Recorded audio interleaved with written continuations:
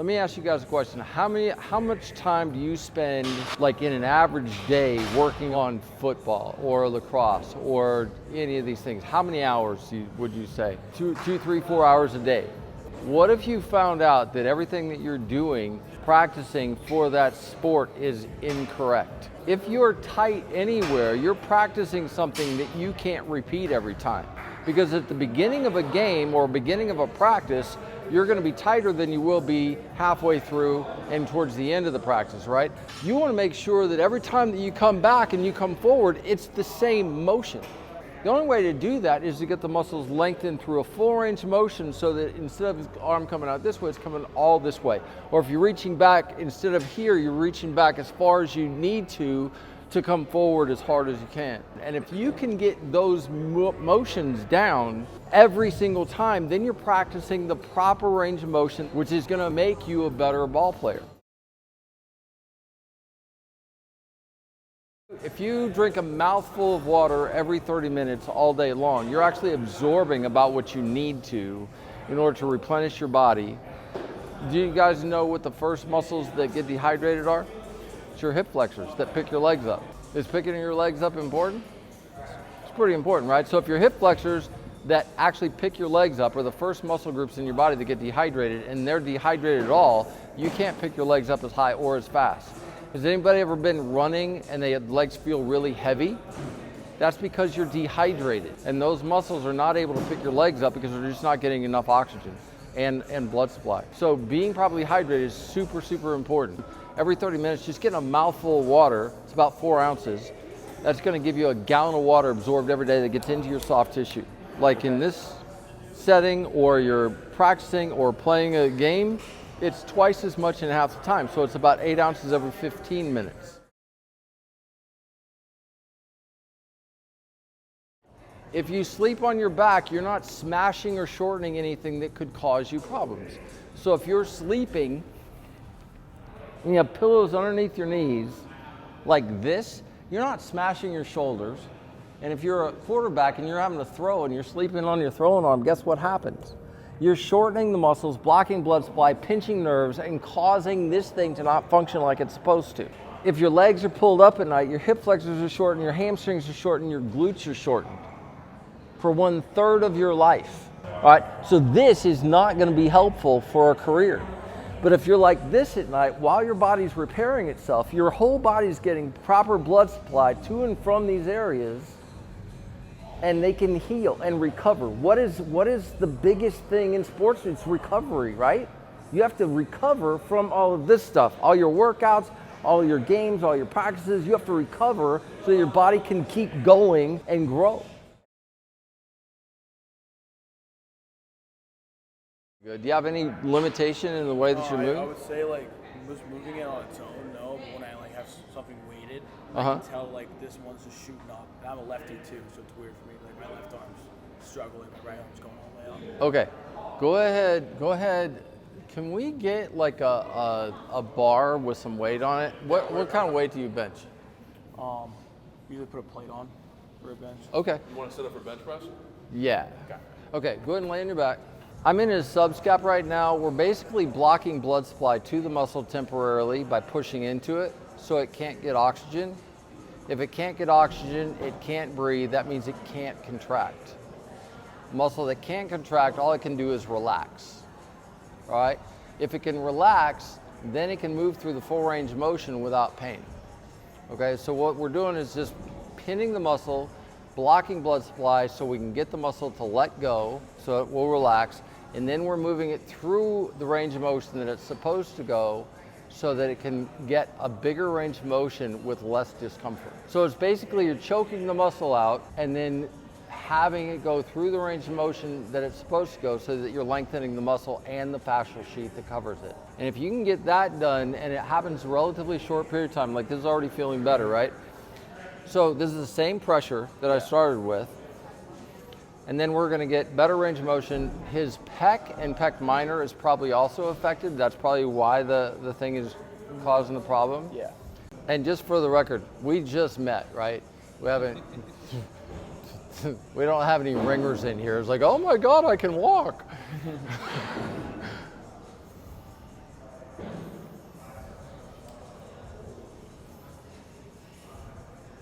And how did you break the collarbone? I got like cross-checked like right here. Stick. That was like, during right a here. game. Yeah, and I flew into like the boards. That's awesome. Yeah. It was cool. That just popped. Does that feel good? Yes, sir.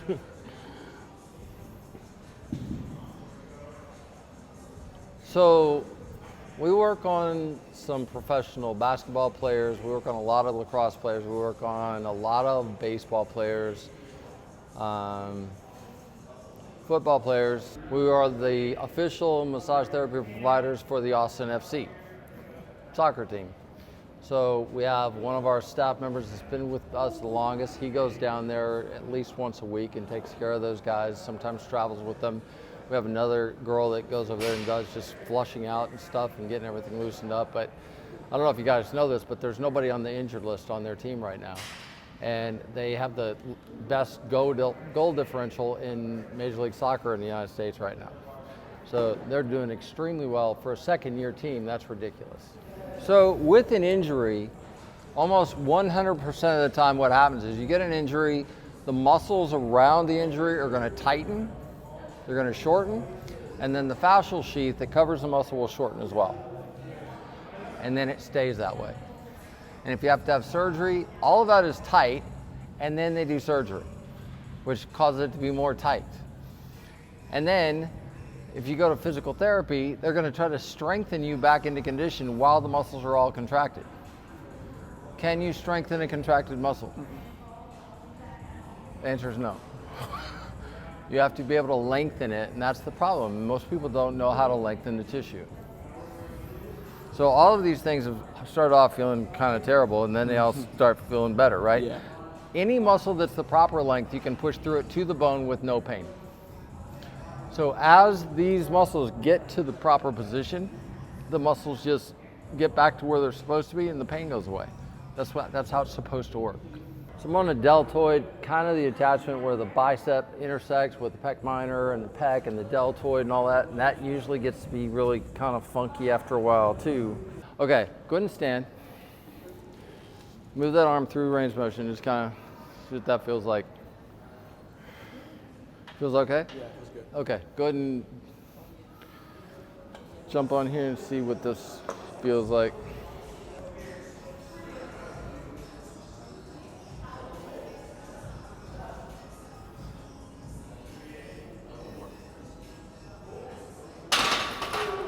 That went up pretty evenly. I was feeling It's pretty a lot even? better, yeah. Okay, this is not staged. I had no idea if that was gonna work or not. Just kidding. I figured it would. Good. Thank you. You're welcome.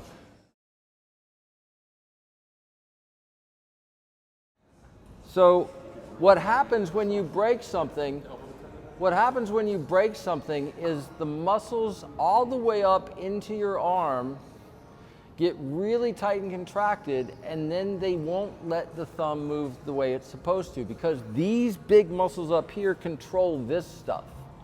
Think about your hand, how strong they can be. Do you think all that strength comes just from these little bitty muscles in your hand? Not even. It's your forearm, it's all these other muscle groups. And so if you get all of these things opened up, then you get full range of motion. If you're in a boot, do you think that's gonna help? What it's gonna do is make that injury set up so it's a long-term injury. So movement's important. Icing's important.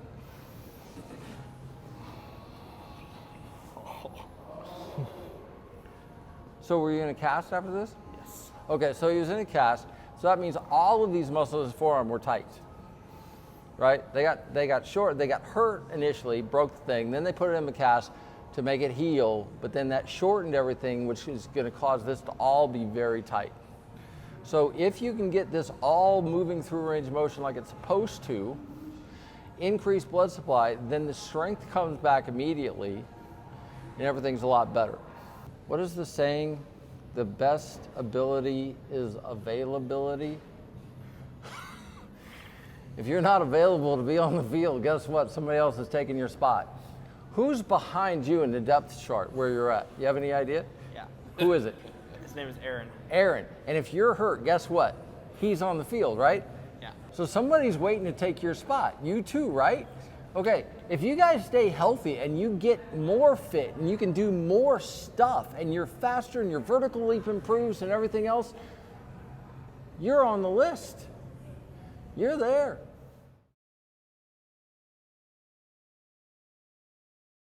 Look, a lot of times foam rolling works, but don't use a foam roller like they show you how to use a foam roller. Now, just roll back and forth on that thing.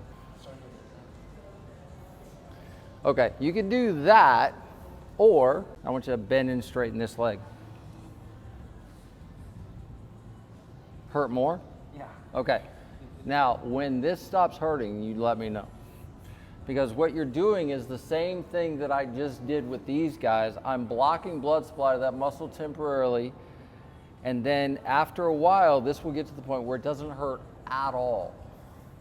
And so what's happened is you've lengthened the muscle and the fascial sheath as far as it can go, and you actually are going to have sustainable results from that. You can do this in all kinds of different ways. Feeling better now? Okay. All right, put this between your legs. I'm going to push down on this. I want you to bend and straighten both legs at the same time. So you're getting adductors. You're getting adductors, both legs at the same time, and you do this until that stops hurting. Guess what? You're getting those opened up and lengthened without rolling on this at all. So pick a point that you know is uncomfortable, pin it with something. It could be a lacrosse ball, it could be anything like that, and then move the muscle across the area that's being pinned. And you're going to get it to lengthen, and then it's better. I've never used a foam roller the whole time until it stopped hurting, because it never stopped hurting, because you're never blocking blood supply enough that it's not getting oxygen. So it will keep on being tight and contracted, and you do it every day thinking you're doing something and you're not. So this is just a much more compact, quick way to get through that stuff.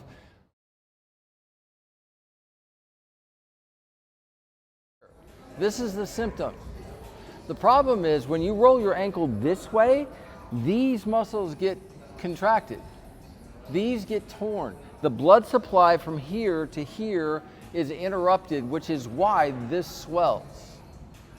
So if this is tight and contracted, the fluid can't get from here to back to the heart. So we have to lengthen this and take the stress off of this so that this stops getting pulled on, and you can get rid of the swelling, the bruising, and the pain like this. Okay? So with him, this happened the first time when? The first time was a couple years ago. A couple years ago, and then recently you did it again? Yeah. Okay. This is still going to be tight and sore, and it's more prone to injury now because this is still tight. So these muscles, I can show you guys, see this? See how this, guys, you see how this is kind of bouncy? See how it's right here is just real bouncy? This thing is blocking blood supply and movement through this range of motion. It also makes this feel weak, right? So this feels weak in the ankle because this is contracted, not because of anything else. So if we get on this thing,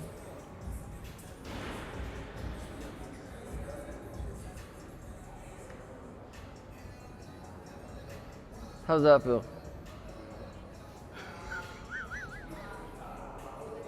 If you can increase blood supply to and from an area naturally, you should do that, because that's how your body, look, your body doesn't have zippers on purpose because it's not supposed to be opened up. Most of the injuries that you have can be fixed through your skin. If your nutrition is right, if your posture is right, all that kind of stuff, your body's going to heal itself. That's how it's designed. How's this doing? There's another good spot, right? He's being very tough. I am just telling you, I know that this does not feel good. Every now and then his nostrils will flare when I get a good spot. See, right there?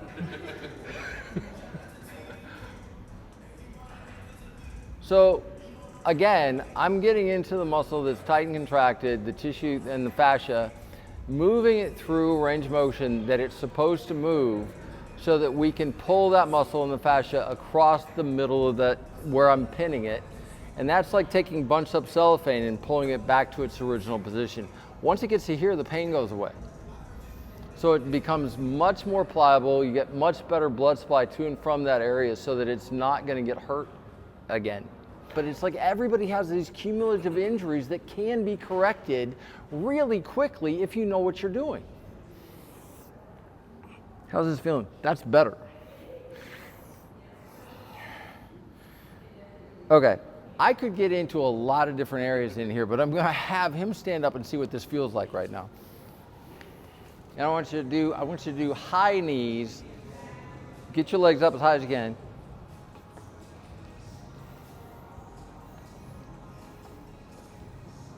Any tenderness in that at all? Jump side to side.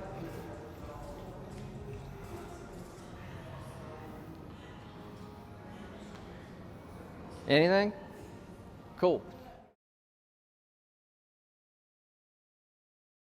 You guys come look at this. I want to show you something. Lie down, put your head down. I don't want you to see. Okay, come here, look, come here, look. You see his feet? This one's shorter than this one. Okay, you know what I know from that? I know that he sleeps primarily on his left side and he has his right leg pulled up and across his body at night. Is that right? Okay. So this hip flexor is tighter than this one. So that means this leg can't go back as far. That means he can't come up as high. Don't cry. Make your stomach really soft, and don't hold your breath. Yeah, relax, breathe it out. Yeah, don't hold your breath. Don't hold it. Let me in. Let me in. I'm going to show you something. Watch. Just let me in. I'm not going to push hard. Okay? Now, I'm just going to show you this. Trust me. Just like everybody else. Look, give me this. Give me this. Give me this. Okay. Now I want you to tighten your stomach up. So it hurts more, right? So don't do that. All right. Okay. So be really soft. Soft. We're going to lengthen this thing, and what we're going to do is we're actually going to get this leg as long as the other one. And that's going to take stress off of his hip and his back and his low back and all this stuff. And he's actually going to be able to pick this leg up higher and easier than the other one. Now, if your legs come up higher and faster, are you faster or slower? Faster. Significantly faster. This is getting better, right? Okay, so this is feeling a lot better because it's now longer than it was before. Well, that's better, right? Yes, sir. Okay. Can you touch the rim? Can you dunk? Where you at? I can touch the backboard. You can what? I can touch the backboard. You can touch the backboard. That's the best I could do. But you'd like to get more. Of course. Okay. We had 2 8th graders in. They were good basketball players, being trained really well by some really good trainers, right? They could both touch the rim. After one treatment, one of the guys was so far above the rim, he threw it down with both hands. After the second treatment, the other guy did the same thing. This is about not just treating injuries, but maximizing performance, which is kind of what you guys are here for. You're not here to recover from an injury, but you're here to maximize your performance, right? Weight training is a huge part of it. The training part of it is absolutely essential. But if this machine is contracted and tight, it can't do what it should be able to do. Way better, right? Yes, sir. Okay, come look.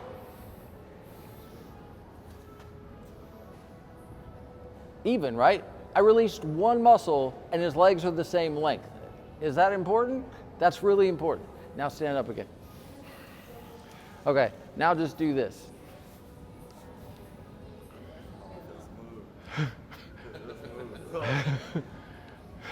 Okay, jog in place and see what the difference is between that leg and the other one.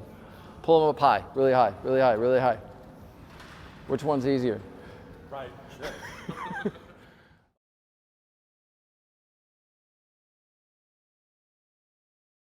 Hang from a bar.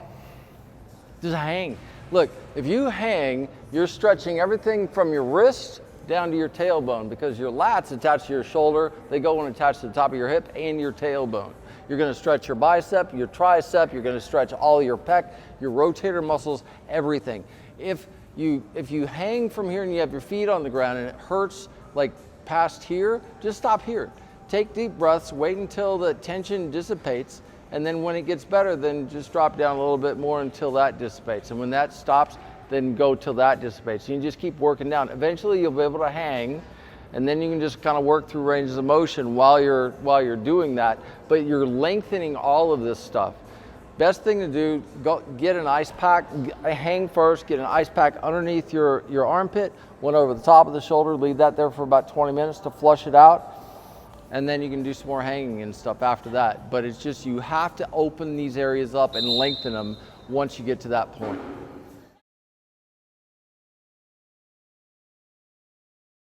Seriously, get your machine right. If you get your machine right, it's so much easier. It's just easier, it's more fun. It's just way more fun. Look, if you do something that's super fun, but you hurt all the time, you're gonna hate what you do. Get your machine right. Get it lengthened, get it opened up, then get it stronger and get it moving like it's supposed to. You will blow yourself away. I guarantee you there's not a single one of you that knows what their potential is. You have no idea because you've never even scratched it yet, but you will.